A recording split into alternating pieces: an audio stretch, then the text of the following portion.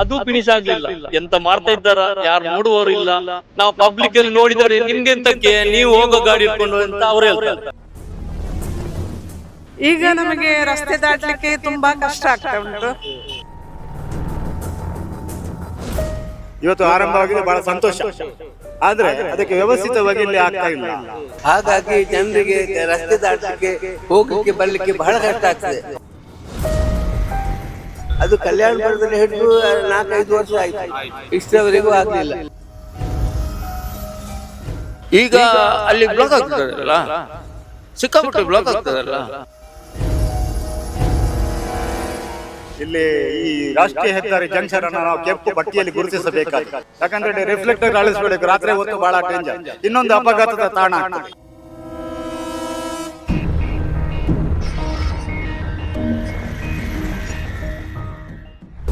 ನಮಸ್ಕಾರ ವೀಕ್ಷಕರೇ, ನಾವಿವತ್ತು ಕಟ್ಪಾಡಿಯ ರಾಷ್ಟ್ರೀಯ ಹೆದ್ದಾರಿ 66ರ ಮಧ್ಯ ರಸ್ತೆಯಲ್ಲಿದ್ದೇವೆ. ಉಡುಪಿಯಲ್ಲಿ ಈ ಹಿಂದೆ ಸಂತೆಕಟ್ಟೆಯಲ್ಲಿ ರಸ್ತೆ ಕಾಮಗಾರಿ ಆರಂಭಗೊಂಡಿದ್ದು ಅದು ಈಗಲೂ ಕೂಡ ಪ್ರಗತಿಯಲ್ಲಿದೆ. ಈ ನಡುವೆಯೇ ಅಂಬಲಪಾಡಿಯಲ್ಲೂ ಕೂಡ ರಸ್ತೆ ಕಾಮಗಾರಿ ಆರಂಭಗೊಂಡಿತ್ತು, ಅದು ಕೂಡ ಇದೀಗ ಪ್ರಗತಿಯಲ್ಲಿದೆ. ಆ ಎರಡು ರಸ್ತೆ ಕಾಮಗಾರಿಗಳು ಮುಗಿಯೋದಕ್ಕಿಂತ ಮೊದಲೇ ಇದೀಗ ಕಟ್ಪಾಡಿಯಲ್ಲಿ ರಸ್ತೆ ಕಾಮಗಾರಿ ಆರಂಭಗೊಂಡಿದ್ದು, ಇದರಿಂದಾಗಿ ಜನರಿಗೆ ಓಡಾಡ್ಲಿಕ್ಕೆ ಆಗಿರ್ಬೋದು, ರಸ್ತೆ ದಾಟ್ಲಿಕ್ಕೆ ಆಗಿರ್ಬೋದು, ಬದಲಿ ರಸ್ತೆಯಲ್ಲಿ ಬೇರೆ ಕಡೆ ಹೋಗ್ಲಿಕ್ಕೆ ಆಗಿರ್ಬೋದು, ಒಂದಿಷ್ಟು ಸಮಸ್ಯೆಗಳು ಆಗ್ತಿದೆ ಅನ್ನುವಂತಹ ಮಾತು ಕೇಳಿ ಬರ್ತಿದೆ. ಹಾಗಾದ್ರೆ ಕಟ್ಪಾಡಿಯ ಜನರ ಹತ್ರನೇ ಕೇಳೋಣ, ಇಲ್ಲಿ ಏನೆಲ್ಲ ಸಮಸ್ಯೆಗಳಾಗ್ತಾ ಇದೆ, ಅವರ ಅಭಿಪ್ರಾಯ ಏನು ಅಂತ.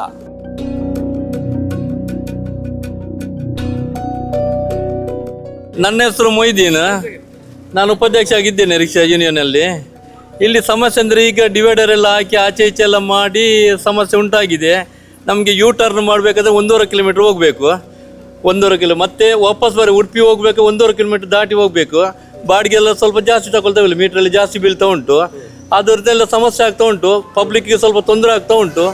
ಏನು ಮಾಡಲಿಕ್ಕೆ ಆಗೋದಿಲ್ಲ. ಅವರು 1.5 ವರ್ಷದೊಳಗೆ ಮಾಡಿಕೊಡ್ತೇನೆ ಅಂತ ಭರವಸೆ ಕೊಟ್ಟಿದ್ದಾರೆ, ಇನ್ನು ನೋಡಬೇಕು ಅವರದ್ದು. ಇಲ್ಲಿ ಅಂಬಲ್ಪಾಡಿಯಲ್ಲಿ 1 ವರ್ಷದಲ್ಲಿ ಮಾಡಿಕೊಡ್ತೇನೆ ಅಂತ ಹೇಳಿ 1 ವರ್ಷದಲ್ಲಿ ಮಾಡಿಕೊಡ್ಲಿಲ್ಲ ಇಷ್ಟ ತನಕ. ಮಂತ್ರಿಯವರು ಬಂದಾಗ ಅಂಡರ್ ಪಾಸ್ ಓಪನ್ ಸ್ವಲ್ಪ ಮಾಡಿ ಕೊಟ್ಟಿದ್ದಾರೆ, ಈಗ ಸ್ವಲ್ಪ ಅಲ್ಲಿಂದ ಈಸಿ ಆಗ್ತಾ ಉಂಟು ನಮಗೆ. ಹಾಗಾಗಿ ಇನ್ನೂ ಅಲ್ಲಿ ಅಂಬಲ್ಪಾಡಿದು ಫಿನಿಶ್ ಆಗಲಿಲ್ಲ. ಅಲ್ಲಿಂದ ಎಷ್ಟು ವರ್ಷ ಹೋಗ್ತದೆ ಅಂತ ಯಾರಿಗೂ ಹೇಳಲಿಕ್ಕೆ ಬರೋದಿಲ್ಲ, ಗೊತ್ತಿಲ್ಲ. ಸಂತೆಕಟ್ಟೆದು ಹಾಗೆಯೇ ಉಂಟು, ಅಲ್ಲಿ ಒಂದು 4 ವರ್ಷ ಆಯಿತು, ಇನ್ನು 5ನೇ ವರ್ಷ ಚಲಾವಣೆಯಲ್ಲೇ ಉಂಟು, ಅದು ಫಿನಿಶ್ ಆಗಲಿಲ್ಲ. ಎಂತ ಮಾಡ್ತಾ ಇದ್ದಾರಾ, ಯಾರು ನೋಡುವವರು ಇಲ್ಲ. ಇಂಜಿನಿಯರ್ ಹೋಗ್ತಾರಾ ಇಲ್ವಾ, ಒಂದು ಪ್ಯಾಚ್ ವರ್ಕ್ ಆಗಿದ್ರೆ ಇಂಜಿನಿಯರ್ ಫೋನ್ ಮಾಡಿ ಹೇಳ್ತಾನೆ, ಒಂದು ಬಿಜಾಪುರವನ್ನು ಕಳಿಸ್ತಾನೆ. ಅಲ್ಲಿ ಪ್ಯಾಚ್ ವರ್ಕ್ ಸರಿಯಾಗಿದೆ ಇಲ್ಲದ್ರೆ ನೋಡಲಿಕ್ಕೆ ಯಾರೂ ಹೋಗೋದಿಲ್ಲ. ನಾವು ಪಬ್ಲಿಕಲ್ಲಿ ನೋಡಿದರೆ ನಿಮ್ಗೆಂತಕ್ಕೆ ನೀವು ಹೋಗೋ ಗಾಡಿ ಇಟ್ಕೊಂಡು ಅಂತ ಅವ್ರು ಹೇಳ್ತಾರೆ. ವೆಸ್ಟಿನ್ ಲೋಬೋ ಇದು ಆದಷ್ಟು ಬೇಗನೆ ಆಗಬೇಕು. ಜನರಿಗೆಲ್ಲ ತುಂಬ ತೊಂದರೆ ಆಗ್ತಾ ಉಂಟು. ಮಳೆ ಬರುವಾಗ ತುಂಬ ಕಷ್ಟ ಆಗ್ಬೋದು. ಆದಷ್ಟು ಮಳೆಗಿಂತ ಮುಂಚೆ ಆದಷ್ಟು ಬೇಗ ಆದರೆ ಒಳ್ಳೆಯದು. ಈಗ ನಮಗೆ ರಸ್ತೆ ದಾಟಲಿಕ್ಕೆ ತುಂಬ ಕಷ್ಟ ಆಗ್ತಾ ಉಂಟು. ಆಟೋ ಹಿಡಿಲಿಕ್ಕೆ ತುಂಬ ಕಷ್ಟ ಆಗ್ತಾ ಉಂಟು. ಅದು ಮೂಡಬಿಟ್ಟು ಹೋಗಿ ಕ್ರಾಸ್ ಬಂದು ಹೌದು ಆನ್ ರೂಟ್ ಆಗ್ತದೆ. ಮತ್ತು ರಿಕ್ಷಾದವರು ಜಾಸ್ತಿ ಹಣ ತಗೊಳ್ತಾರೆ. ಈಗ ನಾನು ಹೇಳುವುದು ಅಂತ ಹೇಳಿದರೆ, ಇದು ಕಟ್ಪಾಡಿಯ ಮಾತ್ರ ಸಮಸ್ಯೆ ಅಲ್ಲ. ಇವತ್ತು ಬಹುದಿನಗಳ ಬೇಡಿಕೆ, ಬಹು ವರ್ಷಗಳ ಬೇಡಿಕೆ. ಇವತ್ತು ಈ ರಾಷ್ಟ್ರೀಯ ಹೆದ್ದಾರಿ 66 ಸ್ಟಾರ್ಟ್ ಆಗಿ 15 ವರ್ಷ ಆಯಿತು. ಅಂದಿನ ದಿನಕ್ಕೆ ಜನಸಂಖ್ಯೆಯು ಕೂಡ ಇತ್ತು, ಅನುಗುಣವಾಗಿ ಆ ರೀತಿ ಆಗಿತ್ತು. ಇಲ್ಲಿ ಇವತ್ತು ಏನಾಗಿದೆ, ಜನಸಂಖ್ಯೆ ಜಾಸ್ತಿ ಆಗಿದೆ, ವಾಹನ ಸಂಖ್ಯೆ ಕೂಡ ಜಾಸ್ತಿ ಆಗಿದೆ. ಅದಕ್ಕೆ ಅನುಗುಣವಾಗಿ ಇಲ್ಲಿ ನಮ್ಮ ಬಹುದಿನಗಳ ಬೇಡಿಕೆ ಇವತ್ತು ಅಂಡರ್ ಪಾಸ್ ಮತ್ತು ವೆಹಿಕಲ್ ಓವರ್ ಪಾಸ್ ಕಾಮಗಾರಿ ಈಗಾಗಲೇ ಆರಂಭವಾಗಿದೆ. ಅದಕ್ಕೆ ಬೇಡಿಕೆಯಲ್ಲಿ ಕೊಟ್ಟವರಲ್ಲಿ ಅದು ಕೋರಿದ್ರಲ್ಲಿ ನಾನು ಕೂಡ ಒಬ್ಬ. 7-8 ವರ್ಷದ ಹಿಂದಿನಿಂದ ಇವತ್ತು ಆರಂಭವಾಗಿದೆ, ಬಹಳ ಸಂತೋಷ. ಆದರೆ ಅದಕ್ಕೆ ವ್ಯವಸ್ಥಿತವಾಗಿ ಇಲ್ಲಿ ಆಗ್ತಾ ಇಲ್ಲ. ಇದರ ಬಗ್ಗೆ ನಮಗೆ ಸ್ವಲ್ಪ ಅಸಮಾಧಾನ ಇದೆ. ಯಾಕಂತ ಹೇಳಿದರೆ ಜನರ ಅಭಿಪ್ರಾಯವನ್ನು ಕ್ರೋಢೀಕರಿಸಿಕೊಂಡು ಪೂರ್ವಭಾವಿಯಾಗಿ ಮಾಡಬೇಕಿತ್ತು, ಅದು ಮಾಡಲಿಲ್ಲ. ಏಕಾಏಕಿ ಇಲ್ಲಿ ಕಾಮಗಾರಿ ಆರಂಭವಾಗಿದೆ, ಇನ್ನು ನೋಡಿ ಅಸ್ತವ್ಯಸ್ತವಾಗಿದೆ. ಈಗ ನೋಡಿ ರಿಕ್ಷಾ ಚಾಲಕರಿಗೆ ಸರಿಯಾಗಿ ವ್ಯವಸ್ಥಿತವಾಗಿ ಇಲ್ಲಿ ರಿಕ್ಷಾ ನಿಲ್ದಾಣ ಇಲ್ಲ, ಮತ್ತೆ ಎರಡನೇದಾಗಿ ಕಾರು ಪಾರ್ಕಿಂಗಿಗೆ ಸರಿಯಾಗಿ ವ್ಯವಸ್ಥೆ ಇಲ್ಲ. ಇದನ್ನೆಲ್ಲ ಮಾಡ್ತಕ್ಕದ್ದು. ಮತ್ತೆ ಎರಡನೇದಾಗಿ ಇಲ್ಲಿ ಅದಕ್ಕೆ ಪೂರ್ವಭಾವಿಯಾಗಿ ನೋಡಿ ಈಗ ಕಾಮಗಾರಿ ಆರಂಭವಾಗಿದೆ, ಅದಕ್ಕೆ ಪರ್ಯಾಯ ಮಾರ್ಗವನ್ನು ಸೂಚಿಸಿದ್ದಾರೆ. ನೋಡಿ ಶಿರ್ವಾದಿಂದ ಬರ್ತಕ್ಕಂಥ ಮಾರ್ಗಗಳು ಯಾವುದು, ಬಸ್ಸುಗಳು, ಘನವಾಹನಗಳು ಆಗಿರಲಿ ಅಥವಾ ಯಾವುದೇ ವಾಹನಗಳಾಗಲಿ, ಇಲ್ಲಿ ಸ್ವಾಗತ ಗೋಪುರದಿಂದ ಹೋಗಿ ಮಣಿಪುರ ಆಗಿ ಗಂಧರ್ಕಟ್ಟೆ ಆಗಿ ಅಲೆಯೂರು ಸೇರಿ ಉಡುಪಿ ಸೇರುವಂತಹ ವ್ಯವಸ್ಥೆಯನ್ನು ಅವರು ಸೂಚಿಸಿದ್ದಾರೆ. ಸರಿ, ಓಕೆ. ಬಟ್ ಅದನ್ನ ಪೂರ್ವಭಾವಿಯಾಗಿ ಆ ರಸ್ತೆಗಳನ್ನು ಸರಿಪಡಿಸಬೇಕಿತ್ತು. ಅದರಲ್ಲಿ ರಿಕ್ಷಾದವರಂತೂ ಹೋಗ್ಲಿಕ್ಕೆ ಸಾಧ್ಯ ಇಲ್ಲ. ಇವತ್ತು ಏನಾಗಿದೆ ಅಂತ ಹೇಳಿ ದೊಡ್ಡ ಹೊಡೆತ ಬೀಳೋದು ರಿಕ್ಷಾದವರಿಗೆ ದೊಡ್ಡ ಭವನೆಯನ್ನು ಎದುರಿಸ್ತಾ ಇದ್ದಾರೆ. ಯಾಕಂತ ಹೇಳಿದ್ರೆ ಬಿಡಿ ಭಾಗಗಳ ಏರಿಕೆ ಇವತ್ತು ಜಾಸ್ತಿ ಆಗ್ತಾ ಇದೆ, ಪೆಟ್ರೋಲ್ ಜಾಸ್ತಿ ಆಗ್ತಾ ಇದೆ.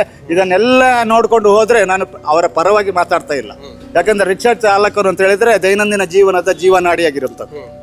ಯಾಕಂದ್ರೆ ಎಲ್ರಿಗೆ ಬೇಕಾಗಿರುವಂಥ ಅವರ ಬಗ್ಗೆ ನಾವು ಸುರಿಗೆ ಆಲೋಚನೆ ಮಾಡಬೇಕಾಗಿದೆ. ಇದು ಜನಪ್ರತಿನಿಧಿಗಳು ಮುಖ್ಯವಾಗಿ ಈಗ ಮಾಡಬೇಕಾಗಿದೆ. ಮಾನ್ಯ ಕೋಟ ಶ್ರೀನಿವಾಸ ಪೂಜಾರಿ ಅವರು ಇನ್ನೊಮ್ಮೆ ಇಲ್ಲಿ ಕೂಡಲೇ ಪರಿಶೀಲನೆ ಮಾಡಬೇಕು. ಕಾಮಗಾರಿ ಆರಂಭ ಆಗಿದೆ ಅನ್ನತಕ್ಕಂಥ ಬೇಡಿಕೆ ನನ್ನದು. ಅದೇ ರೀತಿ ರಾಜ್ಯ ಹೆದ್ದಾರಿ ಬರುತ್ತೆ. ನಾನು ಈಗಾಗಲೇ ಶಿರುವ ಮಣಿಪುರದ ಎಂದ್ರಕಟ್ಟೆ ಹೇಳಿದೆ, ಅದು ರಾಜ್ಯ ಹೆದ್ದಾರಿ ವ್ಯಾಪ್ತಿಗೆ ಬರುತ್ತೆ. ಅದೇ ರೀತಿ ನಮ್ಮ ಕಟಪಾಡಿ ಹೃದಯ ಭಾಗದಿಂದ ಬಸ್ ಸ್ಟ್ಯಾಂಡ್ನಿಂದ ಮಟ್ಟು ಫಿಶರೀಸ್ ರೋಡ್ ಇದೆ, ಅದು ಅಂತ ದುಸ್ಥಿತಿಯಲ್ಲಿದೆ, ಹೇಳಿ ಪ್ರಯೋಜನ ಇಲ್ಲ. ಅಲ್ಲಿ ಬಾಬುಸ್ವಾಮಿ ಕ್ಷೇತ್ರ, ಅದೇ ರೀತಿ ಮುಂದೆ ಹೋದರೆ ನಮ್ಮ ತ್ರಿಷಾ ಪದವಿ ಕಾಲೇಜ್ ಇದೆ, SPS ವಿದ್ಯಾಸಂಸ್ಥೆ ಇದೆ, ಮತ್ತು ಮುಂದೆ ಹೋದರೆ ಜಾಮಿಯಾ ಮಸೀದಿ ಇದೆ, ಅದರ ಮುಂದೆ ಹೋದರೆ ಬ್ರಹ್ಮ ಬೈದರ್ಕಳ ಗರಡಿ ಇದೆ, ಅದರ ಮುಂದೆ ಹೋದರೆ ಅಂತಾರಾಷ್ಟ್ರೀಯ ಮಟ್ಟದ ಕ್ರೀಡಾಂಗಣ ಇದೆ. ಇಲ್ಲಿ ಎಲ್ಲ ಕ್ರೀಡಾ ಚಟುವಟಿಕೆಗಳು, ಧಾರ್ಮಿಕ ಕಾರ್ಯಕ್ರಮಗಳು, ಅದೇ ರೀತಿ ವಿದ್ಯಾರ್ಥಿಗಳು ಬರ್ತಾ ಇದ್ದಾರೆ. ಇದಕ್ಕೆಲ್ಲ ವ್ಯವಸ್ಥೆಯನ್ನು ಕಲ್ಪಿಸಿಕೊಡ್ಬೇಕು.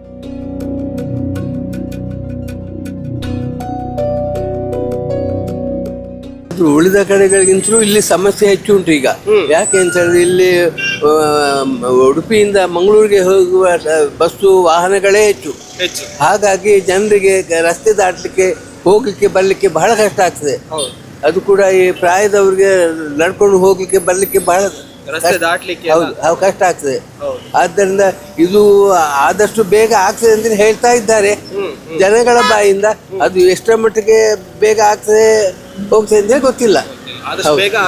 ಹೌದು ಆದಷ್ಟು ಇಲ್ಲಿ ಅಲ್ಲಿ ಅಂಬಲ್ಪಾಡಿ ಮತ್ತೆ ಕಲ್ಯಾಣಪುರ ರಸ್ತೆಗಳಿಗಿಂತಲೂ ಬೇಗ ಆಗ್ತದೆ ಅಂತಲೂ ಹೇಳ್ತಾರೆ.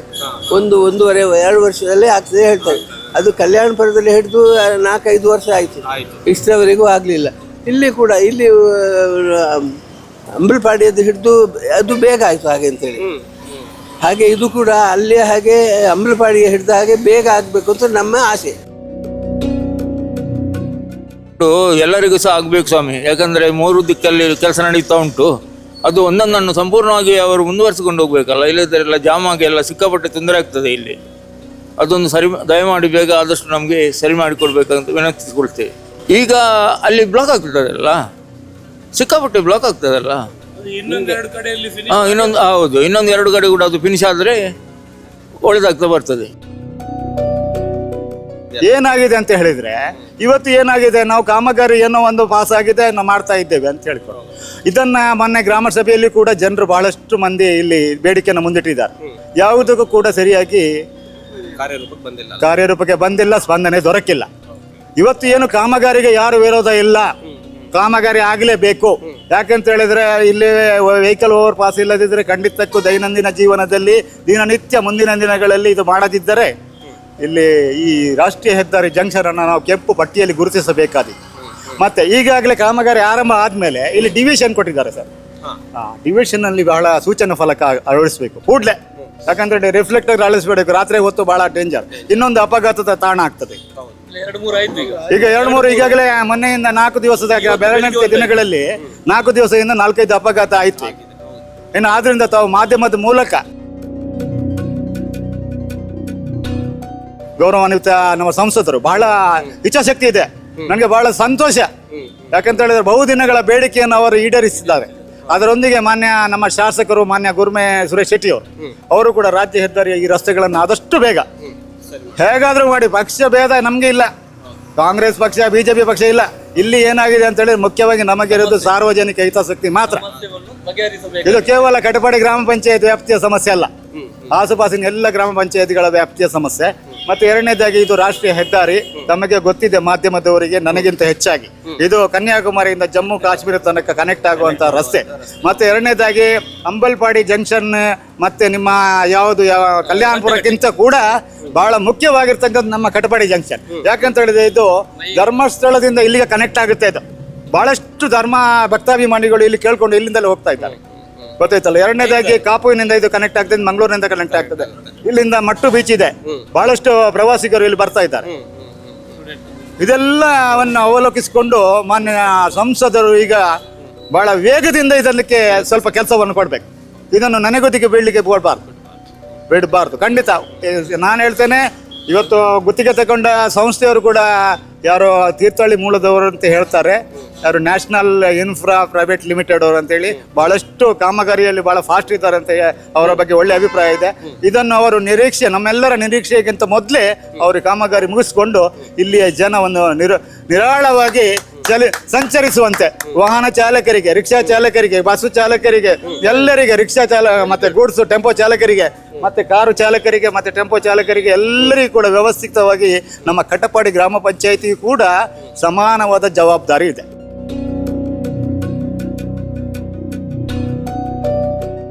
ವ್ಯಾಪಾರದಲ್ಲಿ ಆಗಲಿ ಜನ ಸಹ ಆಚೆ ಈಚೆ ಹೋಗೋದಾದ್ರೆ ಎಲ್ಲ ಕಷ್ಟ ಉಂಟು. ಆದರೂ ಸಮಸ್ಯೆ ಅಂದರೆ ವ್ಯಾಪಾರ ಏನಿಲ್ಲಲ್ಲ, ಈಗ ಬಿಸ್ನೆಸ್ ಡೌನ್ ಆಗಿದೆ.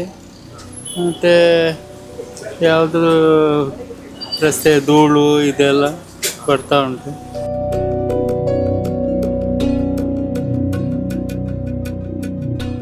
ನೋಡಿದ್ರಲ್ಲ ವೀಕ್ಷಕರೇ, ಕಟ್ಪಾಡಿಯ ರಸ್ತೆ ಕಾಮಗಾರಿ ಬಗ್ಗೆ ಜನರು ಏನು ಹೇಳ್ತಿದ್ದಾರೆ ಅನ್ನುವಂಥದ್ದು. ಜನರ ಪ್ರಕಾರ ಅಭಿವೃದ್ಧಿ ಅನ್ನುವಂಥದ್ದು ತಪ್ಪಲ್ಲ, ಆದರೆ ಆದಷ್ಟು ಬೇಗ ಅಭಿವೃದ್ಧಿ ಕಾರ್ಯಗಳು ಆದರೆ ಜನರಿಗೆ ಆಗ್ತಿರುವಂತಹ ಸಮಸ್ಯೆಗಳು ನಿವಾರಣೆ ಆಗುತ್ತದೆ ಅನ್ನುವಂಥದ್ದು. ಇನ್ನಾದರೂ ಕೂಡ ಇವರ ಸಮಸ್ಯೆಗಳಿಗೆ ಸಂಬಂಧಪಟ್ಟ ಅಧಿಕಾರಿಗಳು ಗಮನ ಹರಿಸಿ ಅವರ ಸಮಸ್ಯೆಗಳನ್ನು ಪರಿಹರಿಸಬೇಕನ್ನುವಂಥದ್ದು ಎಲ್ಲರ ಆಶಯ.